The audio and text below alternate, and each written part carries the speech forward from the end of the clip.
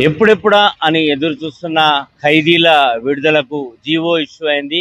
దాదాపు 231 మంది ఖైదీలను విడుదల చేస్తూ తెలంగాణ రేవంత్ ప్రభుత్వం ఒక జీవో జారీ చేయడం జరిగింది. దీనికి గవర్నర్ ఆమోద ముద్ర కూడా వేశారు. అయితే ఏదైతే 231 మంది ఖైదీలను విడుదల చేస్తూ ఆదేశాలు జారీ చేయడం జరిగిందో, తెలంగాణ జైళ్లలో మొత్తం దాదాపు ఇప్పటి వరకు కూడా 15,000 మందికి పైగానే వివిధ ప్రాంతాల్లో ఉన్న జైళ్లలో అనేక కారణాల వల్ల జైలు జీవితం గడుపుతూ ఉన్నారు.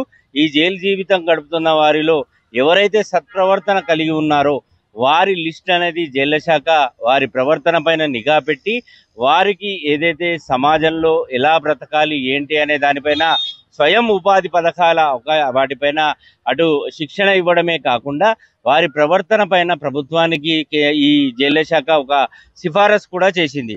అందులో భాగంగానే ఏదైతే ఈ 231 మంది లిస్టు అక్కడ ప్రభుత్వం దగ్గరికి వెళ్ళడం ఏళ్ల తరబడి ఇది పెండింగ్ లో ఉన్న నేపథ్యంలో ఈరోజు రేవంత్ సర్కార్ తీసుకున్న నిర్ణయాలపైన విడుదలవుతున్న ఖైదీల కుటుంబాల్లో ఆనందం కూడా వెల్లివిరుస్తోంది.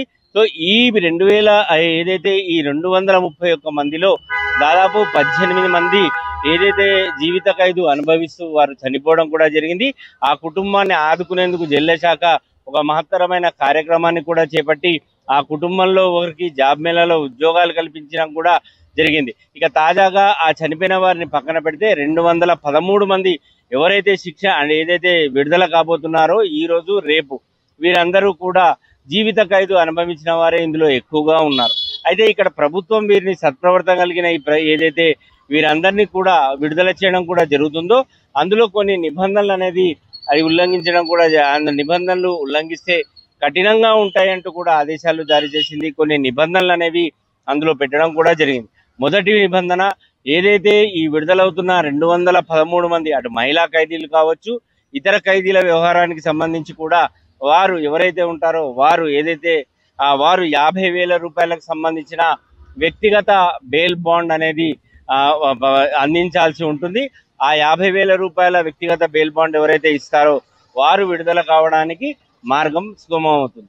అంతేకాకుండా ప్రతి 3 నెలలకు ఒకసారి ఏదైతే వారికి సంబంధిత ప్రొబేషన్ అధికారి ఉంటారో ఆయన దగ్గరికి ఖచ్చితంగా హాజరు కావాలి. అంతేకాకుండా విడుదలైన ఖైదీలు మళ్ళీ తిరిగి తప్పు చేసి జైలుకు రాకుండా ఎలాంటి నేరాలకు పాల్పడకుండా వారి జీవితాన్ని కుటుంబంతో గడపాలని చెప్పేసి కూడా ఆదేశాలు జారీ చేసింది. ఒకవేళ వారు కనుక విడుదలైన ఖైదీలపైన ఏదైతే నిఘా ఉంటుంది, ఒకవేళ కనుక వాళ్ళు కనుక తిరిగి తప్పు కనుక చేస్తే వారి జైలు జీవితాన్ని మళ్ళీ తిరిగి గడపాల్సిన పరిస్థితి అవుతుంది. అంతేకాదు భవిష్యత్తులో వారికి పెరోల్ కానీ ఇలాంటి బెయిల్ కానీ ఇవ్వడం కూడా జరగదు. జీవితాంతం కూడా జైల్లోనే మగ్గి చివరికి జైల్లోనే మరణించాల్సిన పరిస్థితి ఏర్పడుతుంది. కాబట్టి ఎవరైనా సరే బయటికి వెళ్తున్నా ఏదైతే ఇక జైలు జీవితం నుంచి వారు జన జీవితంలో కుటుంబ జీవితంలోకి వెళ్తున్నారో వారంతా కూడా సత్ప్రవర్తన కలిగి ఉండి ఇటు అధికారుల మెప్పు ఎలాగైతే పొందారో అలాగే కుటుంబాన్ని కూడా మెప్పించాలి, వారి కుటుంబ పోషణ అనేది చేసుకోవాలని కూడా చెప్తున్నారు. అంతేకాకుండా ఈ రోజు జైలు డీజీ సౌమ్య మిశ్రా ఆధ్వర్యంలో ఈ విడుదలవుతున్న ఖైదీల వ్యవహారానికి సంబంధించి కూడా వారందరికీ కూడా ఒక జాబ్ మేళా అనేది నిర్వహించడం కూడా జరుగుతుంది. వీరందరిలో కూడా బయటికి వెళ్ళిన వారు కొంతమంది బ్రతకడానికి సిద్ధమవుతున్నా మరికొంతమంది సమాజంలో సొసైటీలో వారిని నేరస్తులుగానే చూస్తారు. కాబట్టి ఎలా బ్రతకాలి ఏంటి అనే ఆలోచనలు చేస్తారు. కాబట్టి వారికి ఒకవేళ కనుక ఏదైతే వారికి ఇంట్రెస్ట్ ఉంటే వారు మన ఏదైతే జైలు శాఖ ఆధ్వర్యంలో కొనసాగుతున్న పెట్రోల్ బంకులు కానీ మైనేషన్ కానీ ఇతరత్ర కార్యక్రమాలు ఏవైతే ఉన్నాయో దాంట్లో ఉద్యోగస్తులుగా చేరి పని చేసుకోవచ్చు అన్న ఒక అవకాశాన్ని కల్పిస్తుంది. అంతేకాకుండా కొన్ని ప్రైవేట్ వ్యవహారానికి సంబంధించి ఏవైతే కంపెనీలు ఉన్నాయో ఆ కంపెనీల వ్యవహారానికి సంబంధించి కూడా వారికి ఉద్యోగం ఇచ్చేలా జైలు అధికారులు వారితో మాట్లాడడం సంప్రదింపులు కూడా చేయడం జరిగింది.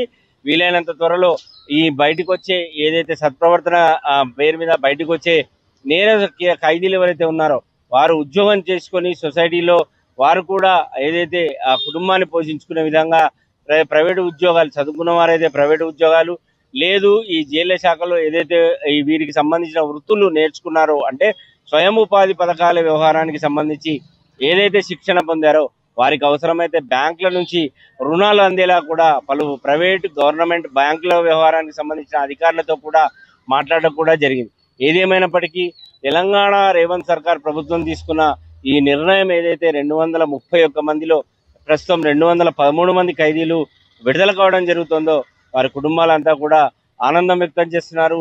ఏదో క్షణికావేశంలో అనుకోకుండా జరిగిన సంఘటన వల్ల జైలు జీవితాన్ని గడుపుతున్న తమ కుటుంబ సభ్యులు, ప్రధానమైన వ్యక్తులు జైల్లో ఉండడం వల్ల ఆయా కుటుంబాలన్నీ రోడ్డున పడ్డమే కాకుండా చాలా కష్టంగా కుటుంబాన్ని సాగదీసే పరిస్థితులు ఏర్పడుతున్నాయి.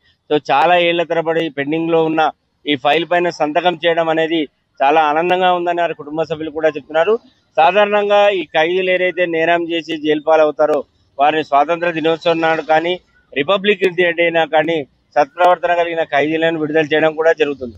కానీ చాలా ఏళ్లుగా ఈ ఫైల్ అనేది పెండింగ్ లో ఉండడం, ఇప్పుడు కాంగ్రెస్ ప్రభుత్వం వచ్చిన తర్వాత దీనిపైన సంతకం చేయడం, అంతేకాకుండా గవర్నర్ కూడా విడుదలవుతున్న వ్యక్తులకు స్వయం ఉపాధి పథకాలు కానీ, ఆ తర్వాత వారికి ఉద్యోగాలు వచ్చేలా కూడా చేయాలనే ఆదేశాలు జారీ చేయడం, అందులో భాగంగానే జైళ్ల శాఖ దీనిపైన ఒక ప్రత్యేకమైన నిఘా అంటే ఫోకస్ పెట్టడం కూడా జరిగింది.